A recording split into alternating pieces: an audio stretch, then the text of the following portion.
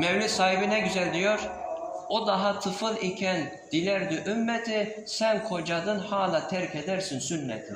O diyor tıfıl bir bebekken dünyaya gelir gelmez şehadet parmağını gökyüzüne kaldırdı. Secdeye kapandı, ya Rabbi ümmeti ümmeti dedi. Sen diyor kocadın, saçın başın bembeyaz olmuş, belin bükülmüş, camiye gelmiyorsun ya.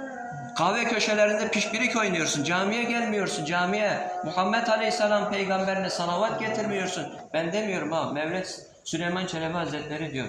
O daha tıfıl iken dilerdi ümmeti, sen kocadın hala terk edersin sünneti diyor. Sana bana diyor ha. O yüzden Peygamber Efendimiz'i çok sevelim, ona çok salavat getirelim. Onun Allah katındaki kıymetini, yüceliğini kalbimize hissettirelim de gün ve gecelerimiz boş geçmesin. Allah'ın sevdiği işler hayatımızda olsun ki hem ahiretimiz hem dünyamız güzelleşsin.